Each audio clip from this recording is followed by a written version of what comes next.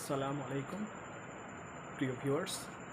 আজকে আমরা চলে এসেছি দ্য গ্রামার জোনের পক্ষ থেকে ইংলিশ গ্রামার রিলেটেড একটি মোস্ট ইম্পর্টেন্ট টপিক নিয়ে, যেটি হলো ক্লজ। সেই ক্লজ সম্পর্কে আজকে আমরা জানব। ক্লজের ডেফিনেশন, ক্লাসিফিকেশন উইথ এক্সাম্পলস। আশা করছি এই ভিডিওতে ক্লজের বেশিরভাগটাই তোমাদের পরিষ্কার হয়ে যাবে। আসসালামু আলাইকুম প্রিয় ভিউয়ার্স। আজকে আমরা চলে এসেছি দ্য গ্রামার জোনের পক্ষ থেকে ইংলিশ গ্রামার রিলেটেড একটি মোস্ট ইম্পর্টেন্ট টপিক নিয়ে, যেটি হলো ক্লজ। সেই ক্লজ সম্পর্কে আজকে আমরা জানব। ক্লজের ডেফিনেশন, ক্লাসিফিকেশন উইথ এক্সাম্পলস। আশা করছি এই ভিডিওতে ক্লজের বেশিরভাগটাই তোমাদের পরিষ্কার হয়ে যাবে। আসসালামু আলাইকুম প্রিয় ভিউয়ার্স। আজকে আমরা চলে এসেছি দ্য গ্রামার জোনের পক্ষ থেকে ইংলিশ গ্রামার রিলেটেড একটি মোস্ট ইম্পর্টেন্ট টপিক নিয়ে, যেটি হলো ক্লজ। সেই ক্লজ সম্পর্কে আজকে আমরা জানব। ক্লজের ডেফিনেশন, ক্লাসিফিকেশন উইথ এক্সাম্পলস। আশা করছি এই ভিডিওতে ক্লজের বেশিরভাগটাই তোমাদের পরিষ্কার হয়ে যাবে। ওকে, সো আমরা এখন দেখব কতগুলো group of words. For example, প্রথমে লেখা আছে আই গো দেয়ার। এইখানে আমরা একটা সেন্টেন্স দেখতে পাচ্ছি। এই সেন্টেন্স থেকে যদি আমরা দুটো ওয়ার্ড নিই, তো আমরা দেখতে পাবো আই হলো একটা ওয়ার্ড এবং গো একটা ওয়ার্ড। আই হলো এই সেন্টেন্সের সাবজেক্ট এবং গো হলো একটা ফিনিট ভার্ব। তাহলে যখনই আমরা একটা গ্রুপ অফ ওয়ার্ডসের মধ্যে একটা সাবজেক্ট পাবো এবং একটা ফিনিট ভার্ব পাবো, সেই গ্রুপ অফ ওয়ার্ডসকে আমরা বলবো ক্লজ। দ্যাট মিন্স আমরা আই গো এই গ্রুপ অফ ওয়ার্ডসকে বলবো একটা ক্লজ। আই ওয়ান্ট এই গ্রুপ অফ ওয়ার্ডসকে আমরা বলবো একটা ক্লজ, কারণ এইখানে আমরা আই নামের একটা সাবজেক্ট পাচ্ছি এবং ওয়ান্ট নামের একটা ফিনিট ভার্ব পাচ্ছি। ওকে, তাহলে আমরা ক্লজ কাকে বলবো? ক্লজ আমরা একটা শব্দগুচ্ছ অর্থাৎ গ্রুপ অফ ওয়ার্ডসকে বলবো, যার মধ্যে একটা সাবজেক্ট থাকবে এবং একটা ফিনিট ভার্ব থাকবে। সেই গ্রুপ অফ ওয়ার্ডসকে আমরা বলবো ক্লজ। ওকে, তাহলে আমরা কি জানতে পারলাম? যে ক্লজ হলো একটা সাবজেক্ট এবং একটা ফিনিট ভার্বের সমষ্টি। এখন এই ফিনিট ভার্ব আমরা কাকে বলবো? ফিনিট ভার্ব হলো সেই সমস্ত ভার্ব যেগুলো কিনা সেই একটা সেন্টেন্সের সাবজেক্টের নাম্বার এবং সেই সেন্টেন্সের টেন্স অনুযায়ী চেঞ্জ হতে পারে। অর্থাৎ একটা ভার্ব যখন সেই সেন্টেন্সের টেন্স চেঞ্জ করলে সেই ভার্বের গঠনের পরিবর্তন হয়, এবং যদি আমরা সাবজেক্টের গঠন অর্থাৎ ফর্ম পরিবর্তন করি তখনও সেই ভার্বের গঠনও পরিবর্তিত হয়, তখন সেই ভার্বকে বলা হয় ফিনিট ভার্ব। যেমন আই ওয়ার্ক হার্ড, এই সেন্টেন্সে আই ওয়ার্ক হার্ড আমি লিখলাম এবং এই ওয়ার্ক নামের ভার্বটা হলো একটা ফিনিট ভার্ব। কেন? কারণ আমি যখন আই এর পরিবর্তে হি বসিয়ে দিচ্ছি তখন ওয়ার্কের সাথে এস যোগ হচ্ছে, he works hard. That means work ভার্বের গঠনের পরিবর্তন হলো। সেই জন্যে এই সেন্টেন্সে ওয়ার্কস হলো একটা ফিনিট ভার্ব এবং আই ওয়ার্ক হার্ড এই সেন্টেন্সে ওয়ার্ক হলো একটা ফিনিট ভার্ব। আবার হি উইল ওয়ার্ক হার্ড এই সেন্টেন্সে আবার ওয়ার্কটা পরিবর্তন হয়ে গেল উইল ওয়ার্কে, কারণ আমরা এখানে ফিউচার টেন্সে পরিবর্তন করতে চেয়েছি। তার মানে আমরা দেখতে পেলাম যে যখনই আমরা সাবজেক্টের পার্সন এবং নাম্বার চেঞ্জ করব এবং সেন্টেন্সের একটা টেন্স থেকে অন্য একটা টেন্সে যখন আমরা চেঞ্জ করছি, ট্রান্সফর্ম করছি, তখন যদি ভার্বের গঠন পরিবর্তন হয় তাহলে সেই ভার্বকে আমরা বলবো ফিনিট ভার্ব। তো এই হলো আমাদের ক্লজের ডেফিনেশন, যেখানে আমরা একটা সাবজেক্ট পাবো এবং একটা ফিনিট ভার্ব পাবো। এখন আমরা দেখব ক্লজের ক্লাসিফিকেশন। ক্লজকে আমরা কতগুলো ভাগে ভাগ করতে পারি? ক্লজকে আমরা জেনারেলি তিন ভাগে ভাগ করতে পারি: মেইন ক্লজ, সাবঅর্ডিনেট ক্লজ এবং কোঅর্ডিনেট ক্লজ।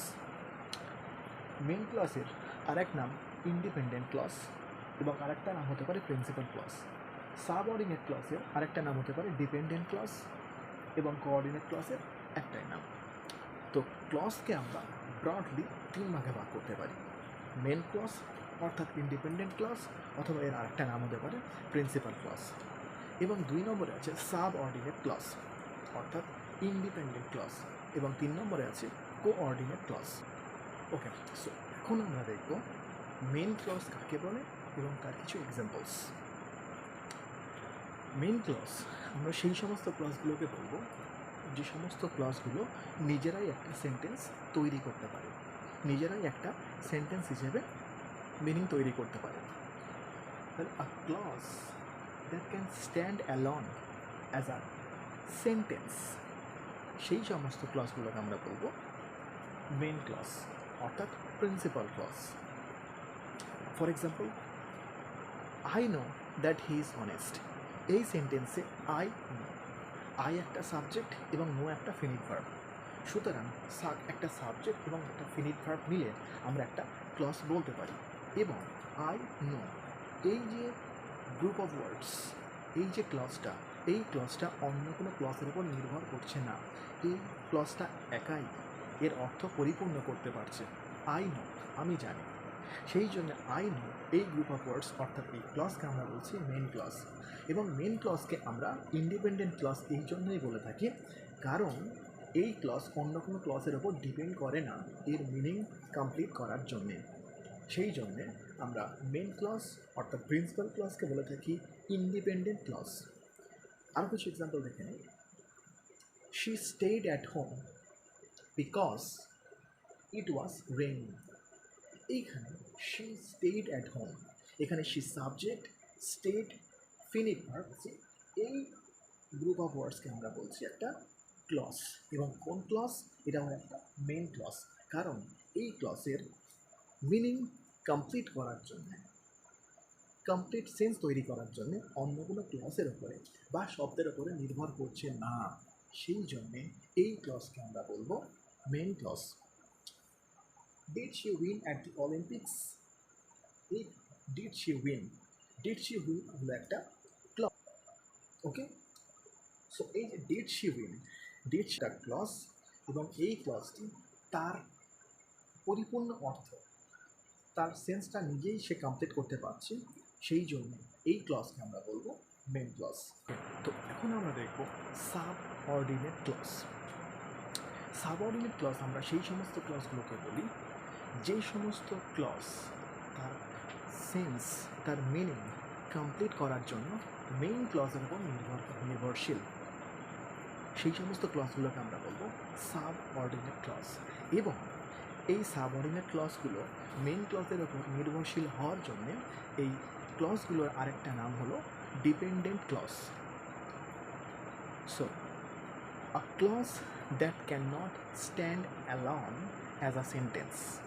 তাহলে এমন একটা ক্লস যে কিনা একটা সেন্টেন্স হিসাবে, একটা বাক্য হিসাবে তার অর্থ পরিপূর্ণ করতে পারে না, তাকেই আমরা বলি সাবঅর্ডিনেট ক্লস।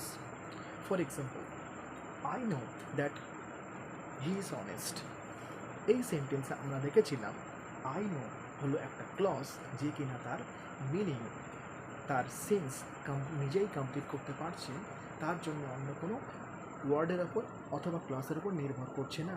সেই জন্যে আই নো হয়েছে এইখানে মেন ক্লস। এবং দ্যাট হি ইজ অনেস্ট, এই গ্রুপ অফ ওয়ার্ডস, এই গ্রুপ অফ ওয়ার্ডসে আমরা একটা সাবজেক্ট পাচ্ছি হি এবং ইজ একটা ফিনিট ভার্ব পাচ্ছি। সেই জন্যে এই গ্রুপ অফ ওয়ার্ডসকে আমরা একটা ক্লস বলবো। এবং কোন ক্লস বলবো? এইটাকে আমরা বলবো সাবঅর্ডিনেট ক্লস। কেন সাবঅর্ডিনেট ক্লস? কারণ এই গ্রুপ অফ ওয়ার্ডস দ্যাট নামের একটা সাবঅর্ডিনেট কনজাংশন দিয়ে শুরু হচ্ছে। সেই জন্যে এই গ্রুপ অফ ওয়ার্ডসকে আমরা বলবো সাবঅর্ডিনেট ক্লস। সাবঅর্ডিনেট ক্লসগুলো সাধারণত এই সমস্ত সাব কনজাংশন দিয়ে শুরু হয় এবং এই সাবঅর্ডিনেট কনজাংশন দিয়ে শুরু হওয়া সাবঅর্ডিনেট ক্লসগুলো মেইন ক্লসের উপর নির্ভরশীল হয় তাদের মিনিংগুলো কমপ্লিট করার জন্য। আরেকটা এক্সাম্পল আমরা দেখেন, she stayed at home because it was raining. এই সেন্টেন্স আমি দেখেছিলাম শি স্টেড অ্যাট হোম, এইটা একটা মেইন ক্লজ, এবং বিকজ ইট ওয়াজ রেনিং, এইখানে বিকজ হলো একটা সাবঅর্ডিনেট কনজাংশন, এবং এই সাবঅর্ডিনেট কনজাংশন একটা গ্রুপ অফ ওয়ার্ডসকে প্রেজেন্ট করছে যেটা কিনা এই মেন ক্লজের উপর নির্ভরশীল। সেই জন্য বিকজ ইট ওয়াজ রেনিং হলো এমন একটা গ্রুপ অফ ওয়ার্ডস, অর্থাৎ এমন একটা ক্লজ যেটা কিনা মেন ক্লজের উপর নির্ভরশীল তার অর্থ পরিপূর্ণ করার জন্য।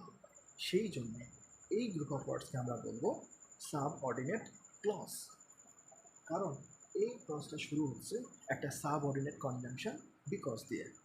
ওয়েল, সাবঅর্ডিনেট ক্লজ সাধারণত শুরু হয় এই সমস্ত সাবঅর্ডিনেট কনজাংশনস দিয়ে।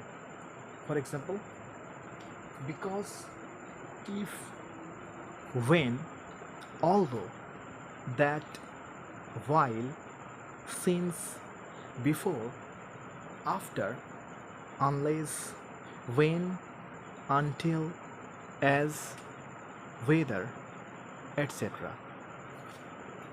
তো আমরা সাবঅর্ডিনেট ক্লজ খুঁজে পাবো সাধারণত যে সমস্ত ক্লজগুলো এই সাবঅর্ডিনেট কনজাংশন দিয়ে শুরু হবে, সেই সমস্ত ক্লজগুলোকে আমরা সাবঅর্ডিনেট ক্লজ হিসেবে ধরতে পারি।